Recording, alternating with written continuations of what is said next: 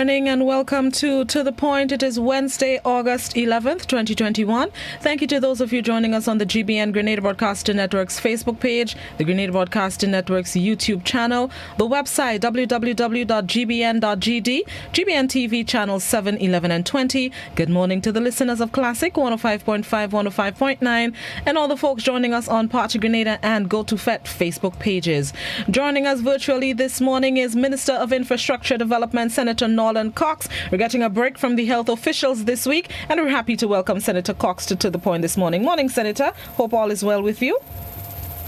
Pleasant morning, Blossom. It's a pleasure to be here, and let me say a pleasant morning to Grenada. And I know that you're also reaching the diaspora as well. I just want to say a pleasant morning to everybody listening and who also viewing. It's a pleasure to be here as usual. Thank you very much. Happy to have you. We have a lot of topical things to discuss this morning. Electricity, the busmen are having some issues. I know there are a lot of projects the ministry has undertaken in the past few weeks and months. So let's start with the electricity. The cost of electricity is a concern for members of the public, especially with government having repurchased the shares from WRB, and everybody is looking on as to what will happen with the electricity sector and the cost of electricity. Yesterday in Postcab, some announcements were made, and that has generated some further conversation, the issue of the cost of electricity. So share with us, just remind us briefly what was discussed in Postcab yesterday, and then we'll get into the concerns of the public. Excellent. So thank you very much for that, Blossom. Yes. So, Granley, I think it's important that we get an opportunity to put some historical context into where we are now, how we arrived at where we are. So a few months ago, government acquired majority shares from Grenlec, and government remained consistent with its objective to lower rates to consumers. That is what we're striving to do, and there is a strategic decision in doing that. Lower rates will help a lot of businesses to try better. You have more disposable income, be able to expand, able to hire more. It just makes more sense to have cheaper energy and to help boost the economy and create more opportunities, especially on the manufacturing side for Grenada. And it's a sector an area that we weaken. And energy is one of the restrictive inputs that has been affecting that sector. So one of the first measures that government was really forced to do right away had to do with stabilizing our generation assets. And the reason for that is that when we acquired the company, one of the main generators was was out. It was no more operational, and so the previous owners they were renting generators. They were paying rental for generators, so they didn't replace it. So one of the first things that we had to do was to bring the generation assets back up to where it was, and so that was done. We had a new generator come in, and that generator should come on stream very soon, within a week, next week or two, should be online. And so we wouldn't have to be paying that monthly rent for those generators going forward, which is very costly, if I might add. So that is one of the first measures.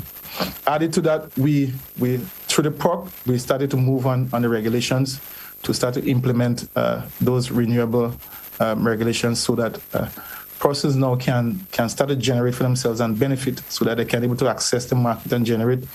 So we have different categories. One of the first categories that we have already finalized on, which is the self-generators. Basically, that is households. They can get their units, set up the system, generate for themselves, and any excess they can sell to the grid. So that is one of the first measures that we have started. As regards to large IPPs, large independent power providers, we have started to receive numerous expressions of interest for solar, as much as 10 megawatts, as much as 30 megawatts. Some expressions start coming in already. We also had expressions for wind. Persons looking to do wind energy, but that will be offshore. So those wind turbines will be set up out at sea. So as you know, those proposals will require extensive EIA just to make sure that we don't damage the ocean if we go that way.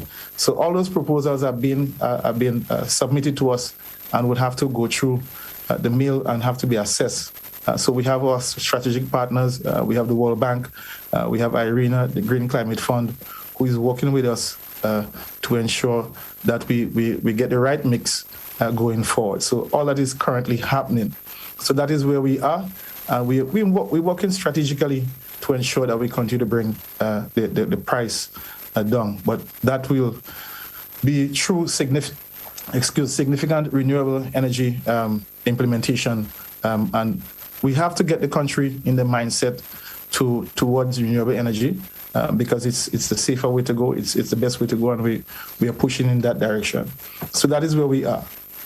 Now, as regards to the fuel prices, I wanted the opportunity to put into context what transpired between 2019 to now, because I say 2019 because that is when everything was as is. So that is, we use that as a base year, because 2020 was affected significantly by COVID. Now, what we would have observed in 2019, on average, Grand Lake was purchasing a gallon of diesel about $7 and some cents, about 18 cents or 40-something cents, I believe, per gallon. When you move to 2019, because of COVID, the demand for electricity dropped, and that dropped prices significantly. So there's a direct correlation between the demand and the price of diesel. We saw in 2019, sometime in June, prices drop as low as $2.90 per gallon. So persons were actually enjoying that. Now, as COVID continued to get under control, we have vaccines, persons starting to get accustomed to COVID, live with COVID. Factories that start opening up back, things that start coming back to normal. The demand for energy continues to go up. The demand for oil continue to increase. And so that is that increase that we are actually seeing. But where we are now, it is not at its highest ever, but we are seeing that we're getting back to close to the 2019 levels. We are very hopeful that it doesn't go beyond that. We are monitoring. And so whatever measures that government may have to do to intervene to ensure that it remains at a comfortable rate for consumers, we will make that determination when that time, if we get to that point at all. But right now, currently, we're seeing prices just around $6 plus on average from the beginning of the year to now, $6.80-something cents. So we're not back to 7 plus as yet. So what we're seeing is on average about 47 cents thereabout on a monthly basis. The increases are happening as the demand for oil goes up. So this increase is basically as a result of COVID and not the normal production, demand, supply that you would see from time to time in the marketplace. But this one is a direct result of COVID and persons coming back on now demanding electricity. So we understand moving from basically $3 thereabout and moving to $6, you're going to feel that pinch. But it is still below where we were in 2019. You mentioned if it goes up further, government may be forced to intervene. Exactly what can government do in the event that we get to 7 plus, maybe even 8, fingers crossed? No 8, but... Well, the Ministry of Finance, they are critical stakeholder in this process together with Grand Lake, and they would have to crunch numbers and to see whether or not there is an opportunity to intervene. Because, during COVID, government did put forward monies together with Grand Lake and offer a cushion, a discount on electricity bill. So that was done in the past. I cannot say if that is a similar measure that will be done, but that is something that government did before previously. So if there is a need for us to make an intervention, that is something that we will look at and that determination will be made by the cabinet going forward. But we are cognizant of the challenges that everyone is having now. It's a difficult time for everybody. And as I said yesterday, there's only one constant variable in this whole discourse, and that is COVID-19. and so we have to do what we have to do to manage it and to get rid of it. So persons got to be conscious of that. Yes, and even this morning you spoke about renewable energy, and yesterday I recall a statement the installation of solar panels, and so that we can get solar power, but that in itself is an expensive venture. Is there any plan, or can government intervene so that it can be more affordable for homeowners, even business owners who are thinking about solar? Government already have responded and prepared mechanisms for that. You would get concessions on renewables. That is the first measure, and we are working with the Grenada Development Bank, who is offering reduced rates for persons wishing to invest in that area, and they are going to work with you. They have persons inside it who would help you to build their proposals and to even to guide you to get the right systems. So that is happening. And just yesterday evening, I heard the advertisement on one of the radio stations. So GDB is advertising. I do know that another private bank, which I would mention him, is also offering special rates and deals for persons wishing to invest in renewable energy as well. And when we say it's not just solar panels just for electricity, but also instead of using those electric water heaters, you can also invest in a solar water heater to start with. So there are things that we can do to improve and reduce our energy consumption going forward. For our household, I off the top of my head, persons, if they look at it in comparison to maybe investing in a vehicle, I don't see much difference there. In some cases, based on the size of the system, it might be cheaper than purchasing a brand new vehicle. So that is something that you may have to look at.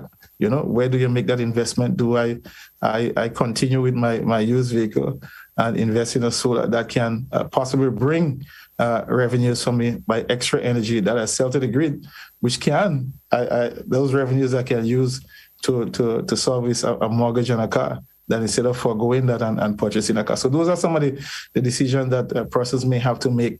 But there's a clear opportunity in that direction in terms of person you looking to self-generate. And there's quite a bit of interest in that area.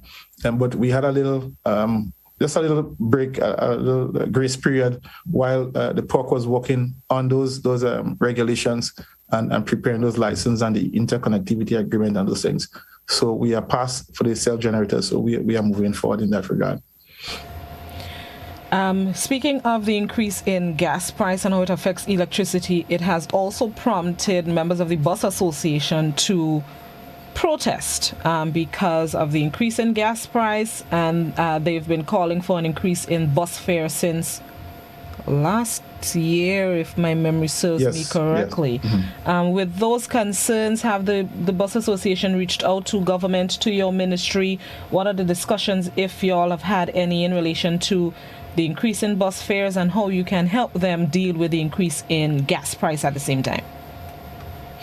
Well, we have had, which I can say, a very good relationship with the bus operators, especially the executive team. I met with them on several occasions, both from a meeting standpoint, both from a social standpoint, both we were doing some road markings together sometimes. So we have a reasonably good relationship, if I might add. And we are well aware of the challenges and the frustration that they have. So it's not just the buses alone, but also the taxi operators. And each of them have unique challenges. So the taxi operators, if I might start with them, they came to government and say, look, if you can make a soft loan facility available to us, which is a smaller grouping, that can help our members to able to access some monies and give us a reasonable grace period in which we can address those. Once things come back to normal, we can service that loan. So a soft loan, I think a sum of about $300,000 was made available for them to access to address their challenges in the sector. So that was the approach for the taxi operators. With the bus operators, we had a number of measures. We sat long and hard looking at means and ways to see how They can get easement even on parts, working with some of the parts place, even the insurance companies discount. So they have been getting some support, but in some cases, it's not enough for some persons to meet the demand. They did ask about reducing some of the cost to access the bus terminals, which we acceded to. They had some challenge also, in particular the Grenada route, where they think that, well, in their estimation, the zone is congested. And as such, they wanted us not to add any more buses to the Grenada route. So we took that approach, but also we went further to do a universal moratorium. I think probably Carriacou is probably the only place that was exempted in that regard, because they didn't have any challenges in that regard in terms of congestion in the market space in Carriacou. So we did that, and they were happy about it.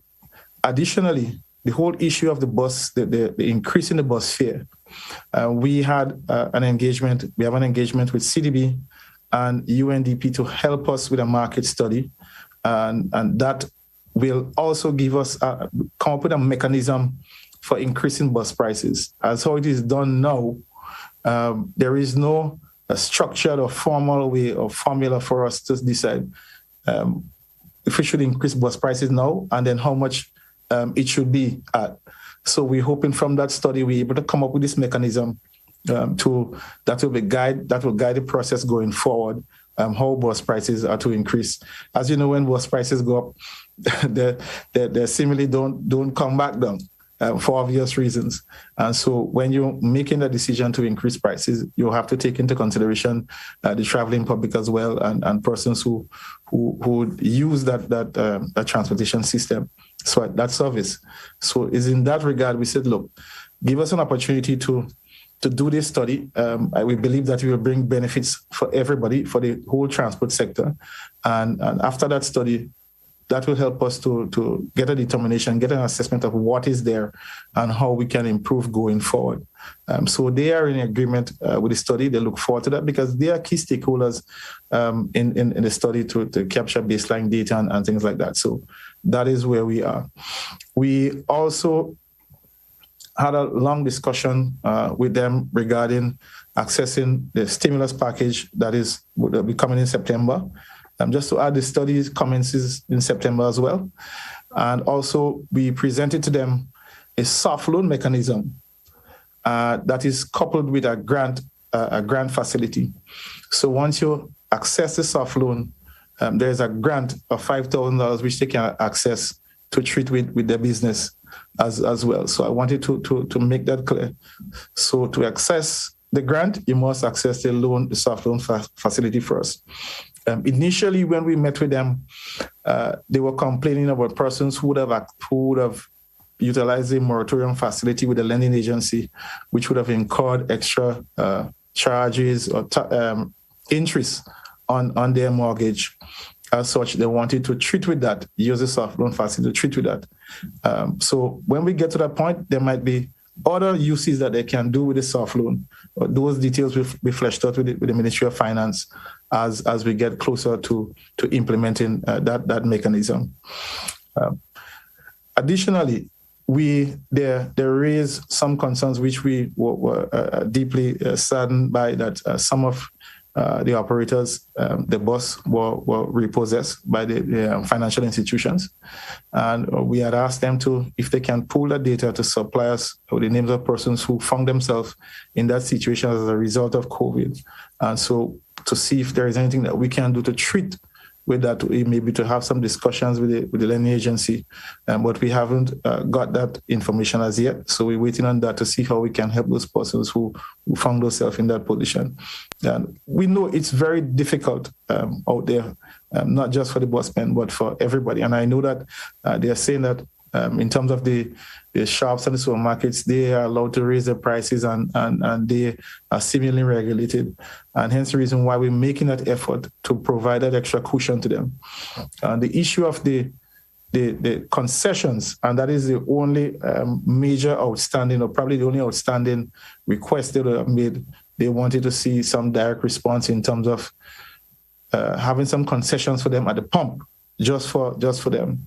And I think based on our discussions, I indicated that based on my understanding and how I think that government would probably want to do it unilaterally across the board, and then also the mechanism and the modalities for implementing that at the pump might be a little bit tricky in terms of monitoring and so I indicated that is something that we have to look at. And added to that, the government tax rate that is applied on petrol is legislative. So you have to just maybe go to Parliament, Senate to amend if we have to cut. So those are the things that I indicated that is before us as regards to that.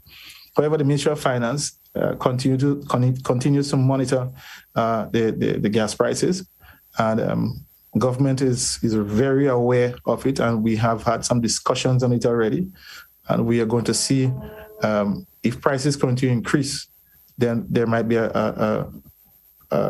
some move by government. We may have to base once it allows, because as you know, those revenues from the taxes from the sale of petrol is also critical towards government services recurrent side of the budget. So anything that you deduct there, it will affect something on the recurrent side. And so that is what the Ministry of Finance have to pay close attention to see if by doing that, if it's not going to create a further problem for not just for the bus operators, but also maybe family members of bus operators or other persons within the country as well. So it's a difficult time, not only just for bus operators and citizens, but also for government in terms of managing. But I just want to say here, in terms of where we are and what we have been able to do since COVID March of last year to now, even paying increases in this difficult time is a testament to the work not just of government, but of public servants as well, in terms of managing the country before COVID to allow us to have that level of fiscal stability to go through this period so that all public servants can receive their salaries and receive it on time, and still able for us to invest in youth, invest in the social sector, all our programs. I think that is something that we, as Grenadians, we have to commend ourselves for, and as government in terms of the leadership of the Prime Minister to ensure that those measures that we took a couple of years ago, leading up, not foreseen something like COVID coming. I think that is something that we take for granted where we are as a country in comparison to other countries and what they are challenged with. In some cases, if you look around, persons are forced to implement mandatory measures because they are challenged on the financial side, in terms of on the fiscal side, because they are forcing the nation to get back to normalcy. And that is something that is as a result of the pressure, the financial pressures. They have to take tough decisions. So we have to be cognizant. We are not out of the woods. And so we're calling on all stakeholders, everybody, to continue to work with us to see how we can get out of this safely without any loss of lives and even more loss of businesses for persons who would have gone out of businesses in some cases, and jobs in particular as well. So that is where we are. It's everything, as I indicated, we speak about Grand Lake before, transport, everything is as a result of COVID-19. And just to say this, the sooner we can get vaccinated is the quicker we can get to herd immunity, and the quicker we can get back to our life as normal. And it's as simple as that. So I just see that for what it's worth. Thank you. In relation to the, can I call it a survey for the how, if the bus fares can increase and how much, how will the data be collected? How would it roll out that you'd gather the information from members of the public? Well, the consultants, the methodology in terms of how this study will be done, I haven't seen that as yet. What we will do as the study continues to roll out, as they're about to roll out, those methodologies will be known. So I haven't seen that as yet. But obviously, there are going to be a number of measures for capturing data. Obviously, there are going to be some random assessment They've been meeting with stakeholders, key stakeholders as well. So that is just roughly from what I'm pulling off the top of my head. But the structured methodology has not been shared with us as yet from the consultant. Okay, all right, no problem. Let's take a break, and then when we come back, we're going to field questions from members of the public. Undertaken in the past few months. This is To The Point. We're speaking with Minister of Infrastructure Development, Senator Norland Cox. We'll be right back.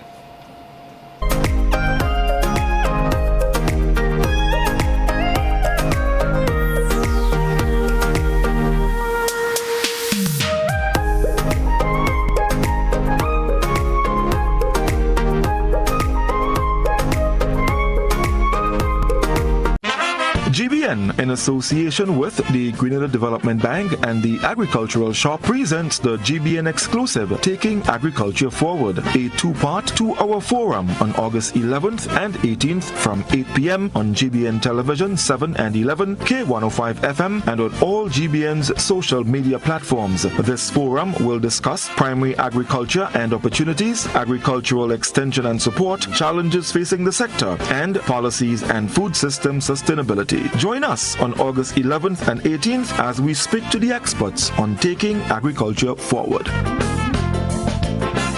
Hey folks, you're invited to tune in to Grenada Music to the World program, hosted by Eugene Gittens on Saturday mornings from 10 a.m. to 12 noon on Classic Radio 105.5, 105.9, Hot FM 98.5, 98.7, GBN TV, and all their social media platforms.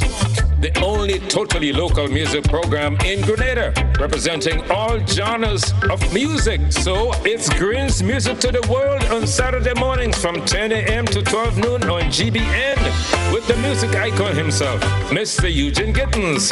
See you then.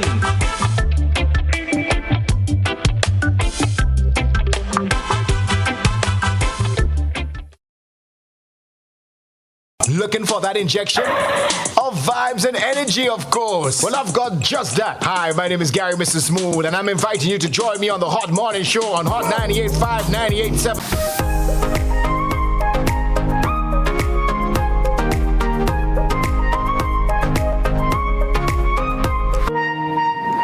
Welcome back to The Point. We're speaking with Minister of Infrastructure Development, Senator Norland Cox. This point in the program, let us open the landline and the social media for our viewers and listeners who may have comments, questions, queries, concerns. Now is your opportunity to do so. The landline number 435-2041. The WhatsApp number is also 435-2041. Please, only written messages on WhatsApp, and you can make your comments and ask your questions on Facebook and YouTube as well. Let's go to our first caller. Good morning, caller. Quickly to public servant, Nolan Cox, whose salary I'm paying, and I want to thank you for what you've done for me. But not that I just want to tell you that. Now, in terms of the electricity, I remember in days gone by, must be the last so much years, Lord, all you say so much thing, Keith Mitchell and Boeing talk so much about this electricity, and the main are taking over the companies that the prices will go down. Now, you see hearing all kinds of things about world prices, all kind of a thing. The bottom line is that, according to y'all, it was affecting trade, it was affecting the business, affecting small man, all kind of things. Now, all you get control of the electricity company, all this amount of tralala. Gregory Boyne and Keith Mitchell are asking all you to bring down the price of electricity. Y'all, we are paying all you to do a job, and y'all, that was the main aim. All you make so much fuss. That is the fact. Bring it down. And you see this thing about solar, a lot of people might not be able, because I hear you talk about investment and this and that. A lot of people, you have a lot of poor people that wouldn't be able to invest this solar and all this kind of a thing. But the bottom line is that it was bad, that all you talk about, and all I'm asking, all you keep all your word, do what is necessary, whether you have to subsidize what it is, because Keith Mitchell and Boeing make so much talk about this electricity, and the price has to go down. So whatever you all have to do, put it in a pipe and smoke it, bring down the cost of electricity. And okay. That is all I'm telling you. And whatever you do for the people of Grenada, we ought to thank all you, because we paying all you salary to perform. We ought to thank all you. That's what we paying all you. All right. So Thank bring down you. the electricity cost. Thank you very much, caller. Senator? Thank you very much. Yeah, I want to thank the caller for for commending us for what we would have done so far, and of course to answer her question. We have remained consistent in what we're seeking out to do in terms of bringing electricity rate down. And just to add, it's less than a year since government has acquired the company. And we have said, and we have been consistent, that we will get the rates down, but it will not happen overnight. It's going to take some time. We have indicated that. So that has not changed. And what we are saying is that what is happening now is not outside of where we were in 2019. It's still inside that. So that is not the issue. The issue, what we're explaining, is why those changes are moving now is as a result of COVID. And so that is something that is happening everywhere throughout the world. But the government's objective to reduce rates have not changed. That remain constant. But we have indicated that it will take some time. I did indicate earlier. We had to purchase a generator to stabilize things. So work is moving, and we are working towards getting the rates down to consumers as we seek to, as we have intended from day one. So that has not changed. A question on YouTube. Do we get our oil from the Middle East? And if yes, what happened to Trinidad and Venezuela that we cannot get oil from them, which would be cheaper to me because it's right in our backyard? Okay. As regards, let me start with Venezuela first. As you may be aware, there are certain embargo that is placed on Venezuela. And you may have seen in the news, even stopping our tankers from going to Venezuela. So that is out of the question to start with. I do believe that some of the oil is purchased from Trinidad. So it's not a matter of where the oil is purchased. Oil prices are universal in terms of the market. And I recall when prices were very low, it was cheaper for Trinidad to shut down than to actually produce. So those are the dynamics that take place in the market. You have times that, like during COVID, some companies, it was just cheaper for them to store the oil than to sell. It wasn't making any sense because the demand go down. So that is the dynamics of it. Hence the reason why we believe that changing the energy mix by including renewable, which is a stable commodity, which is sunlight, into the mix, that will help stable the prices as we move forward. So that is the strategic approach that we are taking in this regard. All right, back to the landline. Good morning, caller. Hello, good morning. Good morning. How are you? I'm good. A question to Mr. Cox. Mr. Cox, the rate of the bill of especially water and light for small business, it really crippling us, you know. I hear you mention something that if it continue going up, the government will have to step in. But our government does step so slow that the time they step in, a lot of small business will fall. Because, for instance, look at how much years now they put the people in a container by the fish place. They're hoping to get this abattoir in town ready, and watch how much years they're already at. So the time they're ready to help small business, trust me, I wish you could tell them to speed up and to do something right now, especially the small business that's going from a sale today, spend today, and tomorrow come back again, and things is really rough. Trust me. I know when I see my light bill reach $300, you know, Mr. Cox, a small business operating, and you know, small business, large business, everybody, they're on the same rate. So please, try and see what I could help do small business quick for me, please, because a lot of us going to be out of business. Thank you, caller. Senator? Thank you, caller, for your observation and explaining your situation. And yes, we are very cognizant of the challenges that small businesses are facing. And hence the reason why we're taking a multitude of measures, even through stimulus, support, and other measures, as before we even get to taking measures in terms of cutting revenues for government in such regard. So we are cognizant of that. We are monitoring the situation, and be rest assured that we will respond as necessary, just to ensure that businesses do not go out at all. We understand, and we empathize with the situation right now. But I just want to reiterate that where prices are, it is no way not to say that it is over the 2019 prices. That is not the case. That is not the case. So it's just getting back to where we were in 2019. It's not over to say it has been the highest ever. That is not the case. So because we really came from a significant low of $2.90 to $6 plus. So that is significant. Yeah. Let me go to WhatsApp. Somebody on WhatsApp says, in 2018, Honorable Gregory Bowen, in 2.5 years, we will start seeing results from oil and gas exploration. We are now 3.5 and going. What is the latest news? All through the pandemic, Guyana was finding and drilling oil. Okay, well, as it's related to the energy side, I'm not in a position to give an update on that. I think the Minister for Energy would be most positioned to do that, which is the same Honorable Gregory Bowen. He will speak to that going forward. So my apologies that I cannot answer that the caller's question in that regard.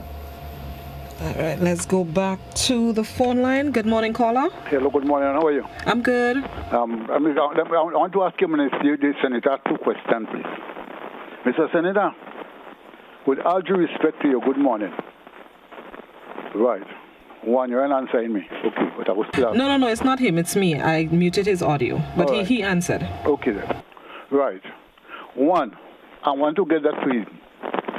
Why it is that are you just bamboozling the whole entire nation? Is this what you call a trick in the game of you all? Or are you trying to see where you could bring the nation? Remember, the youth's coming up. And what you're preaching there is what the youths go out to exercise, And then are you saying they're disrespectful? You understand? Are you going to say they're disrespectful? But remember, this is what are you preaching to them. And then the parents go be blamed for it. You understand it? And I feel this political game are you playing with people, they stop it. Because it's a political strategy. Are you coming with there again to bring the nation more into poverty? What the jab in tongue? And wrong the country, yes, for the 2 days. When you watch it, the majority of the people is people who are out of employment and they're looking for something to eat and they want to make a comfortable life. So they just take that as a little beat out some of the stress. I want you to answer them questions for me, please, sir. Thank you. Have a good day. Thank you, caller. Thank you very much. I didn't get a question from the caller per se, but he made some comments. And I don't know if the whole issue of bamboozling, I don't know. I probably need to say that my mom listens to me all the time, and I wouldn't dare bamboozle people, and I know that she's listening. I wasn't raised like that. So that is probably the first thing I need to say. We understand that there are some challenges. Persons would have lost their job because of COVID. Businesses had to shut down.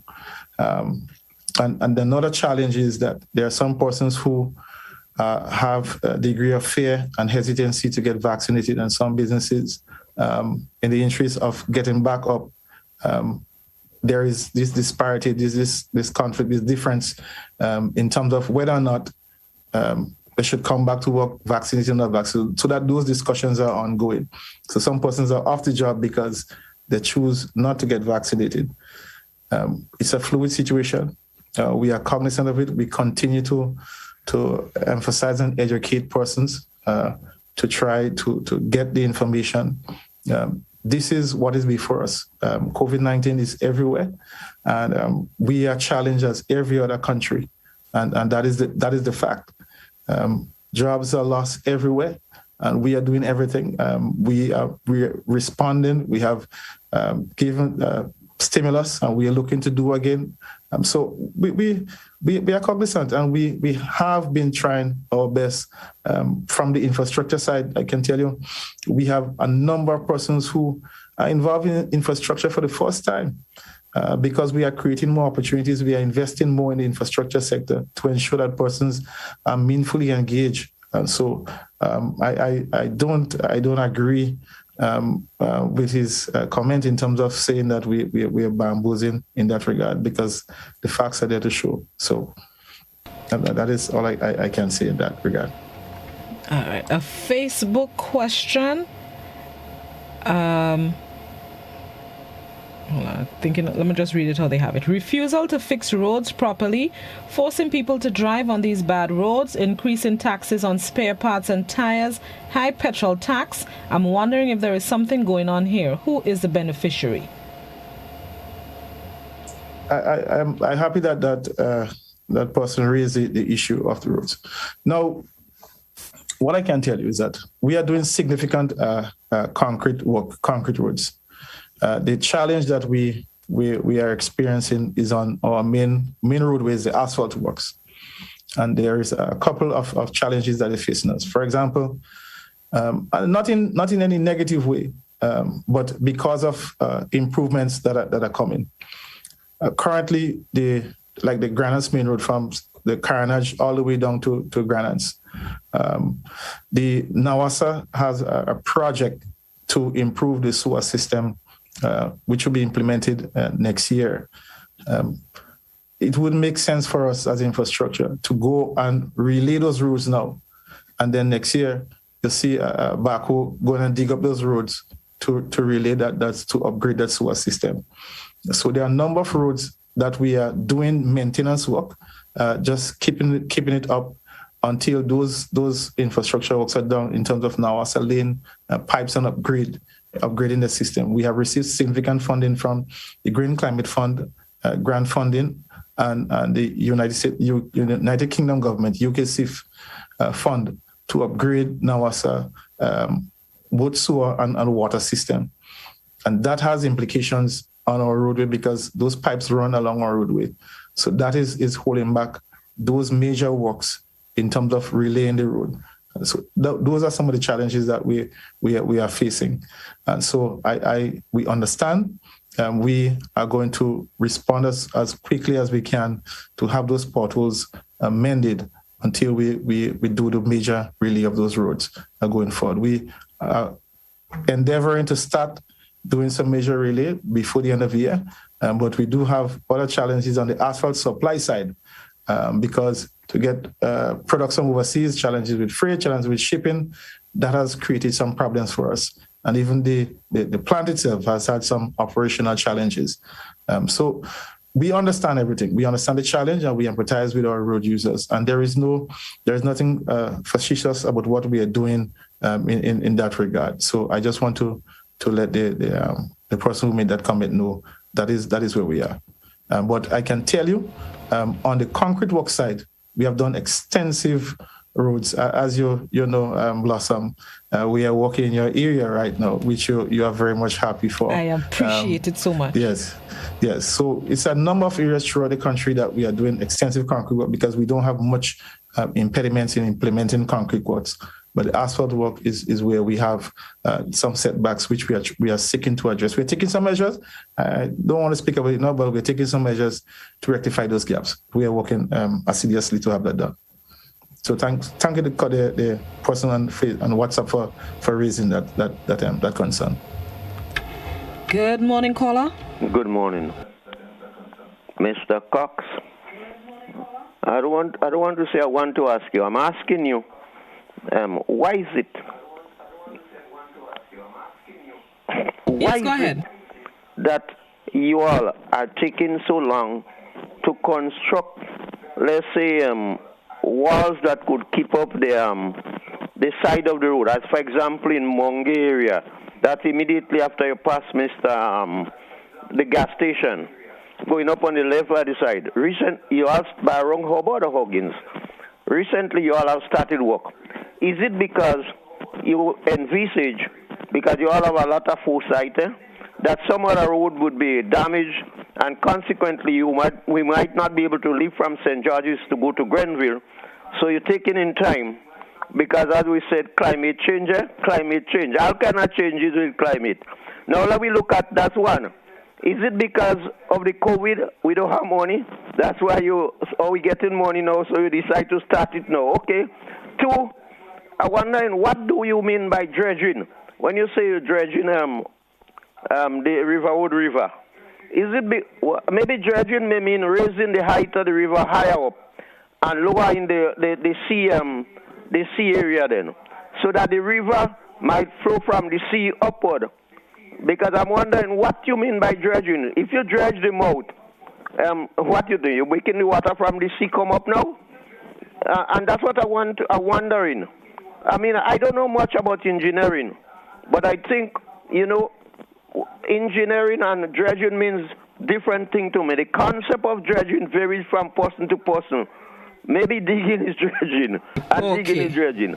So, also too, I want to know, is it because the people in your area have only 4 sites instead of having more than 4 sites? So they have to sit them in their face before they realize what to do. Okay. So thank you. Thank you very much, caller. Senator. Thanks. Thank you very much for raising those important points. And it's important that persons raise things for clarity, and that is why we're here to bring those clarity forward. And I'll start with the last one first, the St. John's River. When we say dredging, because we have waters coming from our mountains, there are going to be sedimentation, and there is always buildup of sediments. So that is a constant practice in most rivers, that you would remove excess sedimentation to allow for a smoother flow of the water. So there have been significant buildup and sedimentation for quite some time. So that will be one of the things that they'll be doing moving forward, to remove some of the sediments that have been built up, to ensure that there's a smooth flow of water through the river, and also doing concrete works, embankment, lifting it in some areas where necessary, and replacing walls and things like that. So it's an extensive work that will be done there. It's properly engineered there. There are surveyors, there are engineers on site, and so I don't envision that they will dig down lower than the seawater and have the seawater come back in. So we are very hopeful that doesn't happen, because we have vetted the consultants who are supervising and the contractors, because both one contractors that will be working on the St. John's River. So we are very happy for that project, for the people of River Road to get that project moving. It's been a long-standing project in that regard. In Mongay, I don't know. I can tell you, we at the Ministry of Infrastructure, we have a number of requests for walls that have damaged in the side of the road, that have maybe caved in, and we just respond. And as such, Mongay area is one that we have to do, because we want to overlay the Bolio main road all the way up to the Willis Junction. So to do that, we have to ensure that the road, everything is in place, so that when we come to do the asphalt, everything is there, so we can get the full width of the road and things like that. So we're making those preparatory works. Hence the reason why we have to do that wall. And of course, we do not want that roadway to collapse in any way. So we're acting proactively. I used to manage a Princess Royal Hospital, so I know you have to be proactive in what you do. You don't wait for things to go wrong. You look at with the risk, and you put systems in place to manage those risks and mitigate them. So that is what we're trying to do from the infrastructure end. Thank you very much for that those questions. Facebook. Senator Cox, last month the price of a barrel of oil went down significantly, and other countries had a drop in their energy, as in under $14 for gas prices in St. Vincent, St. Lucia, including Dominica. But that day the price of gas went up in Grenada instead of going down as the other countries I just mentioned. Question: why Grenada prices didn't match with the other countries? Because most of the islands are facing the same economic crisis. And another question. Sorry. Sorry. Sorry. Okay, go ahead. Another question. We know Grenada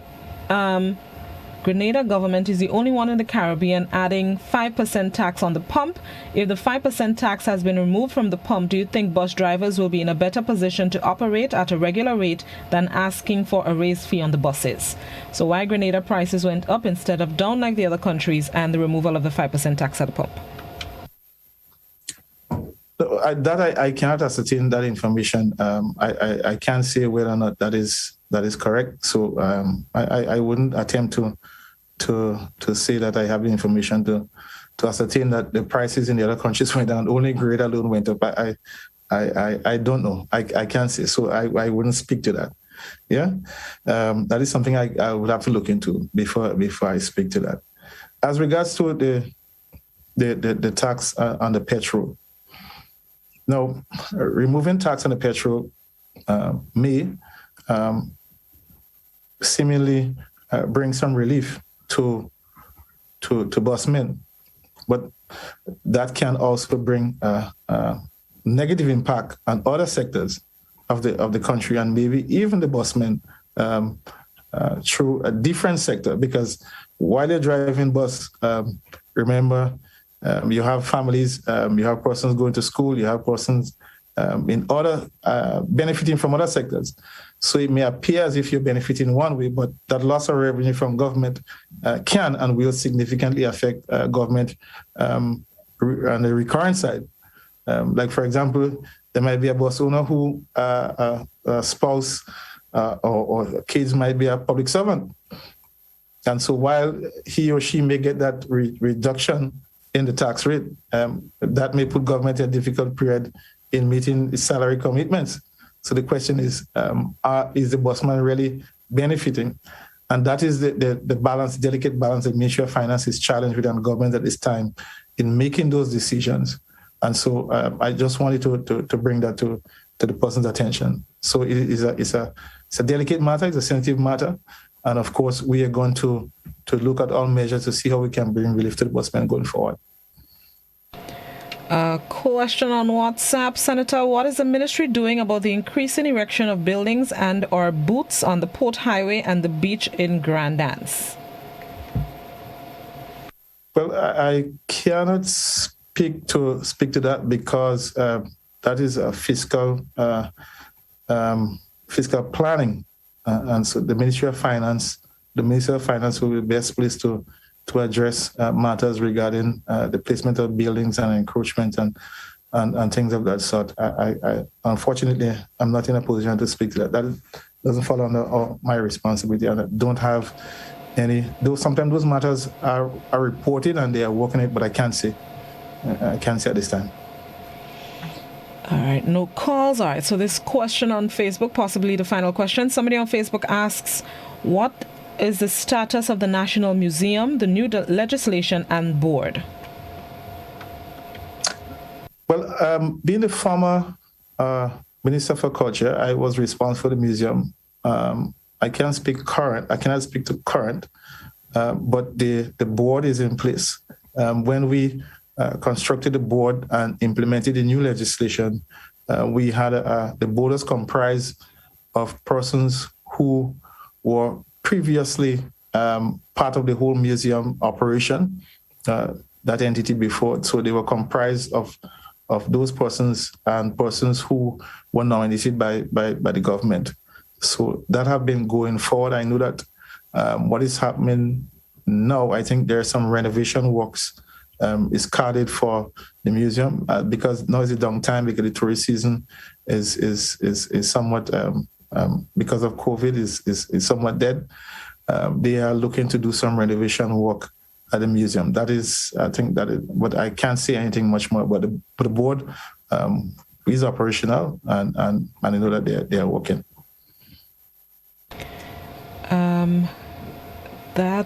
There are other questions, but in the interest of time, I don't think I can ask them. Your final thoughts, Minister? Let me comb through some of the WhatsAppers to see if there's a question I can throw in. Sure. When you're finished. Go ahead. No problem. Yeah. Well, I Blossom, as I indicated, that where we are, everything is centered around COVID-19. And from what we know and from what we are seeing, our best chance of getting out of this is vaccinations. I know persons have their own thought on this, and we want to continue to encourage persons to get vaccinated. We are seeing only unvaccinated persons are being hospitalized worldwide, and those are the ones who are succumbing to this virus. While a vaccinated person can pick up the virus, the likelihood of that person getting ill or dying is very slim to none. And so we are encouraging persons. We have seen the testimonies. We have seen persons who, on the dying bed, had a different view before getting in that position and cannot come back, but is calling on persons, don't make the same mistake as them.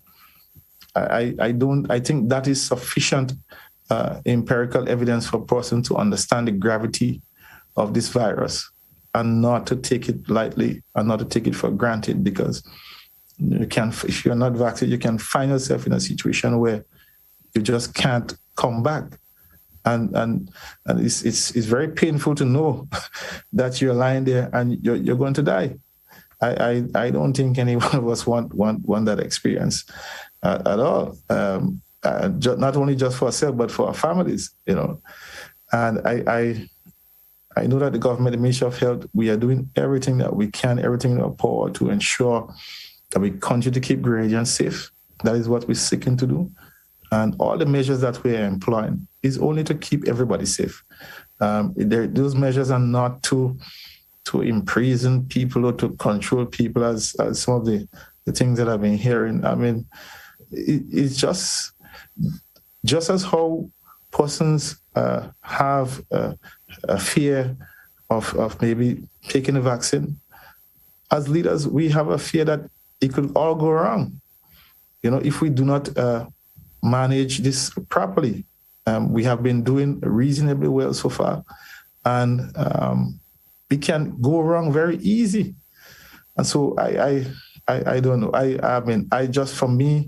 I know persons, I know classmates, persons my age group who succumb to this, and I don't know if I have to wait for it to happen to me to take action. I don't know. I just don't know, Blossom. It's difficult, and it's not unique to Grenada. We are seeing other countries who are trying to implement measures to try and get it under control. They're having significant challenges. Persons, it's difficult everywhere. For some countries where there are significant deaths, you see persons in line waiting for vaccine because of vaccine shortages. We know that there have been a call for other vaccine options, different type of vaccine, and we hear the call and we are working.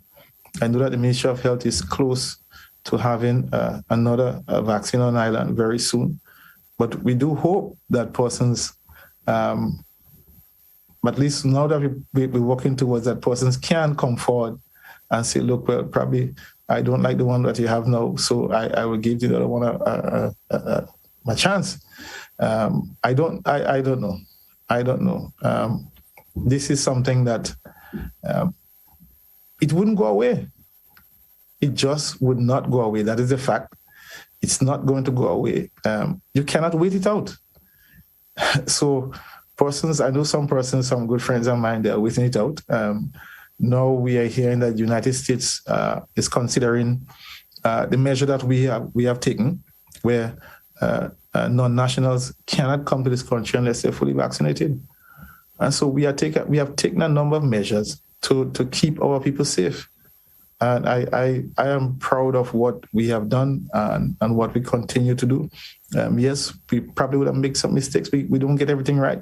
But I believe that where our minds are, we on the right path. And I must comment. I recall in March of last year, when I was a member of the COVID committee, and I recall Prime Minister coming on call in one of the meetings, and he said, "Look, guys, we have to request a test from persons before they come in, a negative test before they come in." And some of the members of the committee found it difficult because at that time tests wasn't so readily available, and Prime Minister was firm that, guys, we have to do that. While other countries, we were the first, I believe, in the region to take such a measure. Yeah, if my memory serves me right, and today you see that has solved very well. We also took this measure.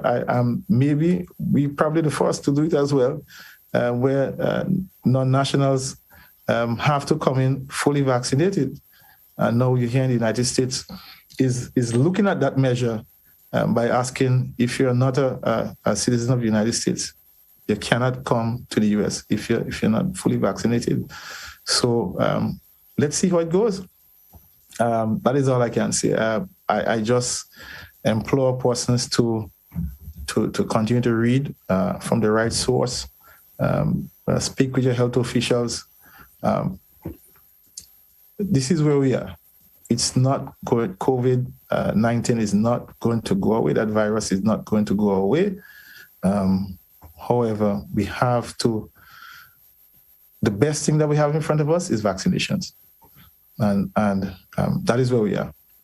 I say these few words for what is what. It's something because I know some of the persons very well who have lost their life from this disease. It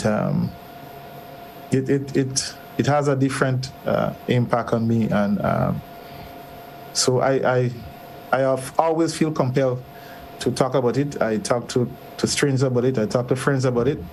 I do what I can, and I ask persons who understand where we are and why we are doing this and why we have to do this to reach out to others who is not there as yet. So Blossom, thank you very much for the extra minutes. I know I kind of cut into your time, but this is important. This is where we are right now. Vaccination is our best bet right now to get out of this. Yeah.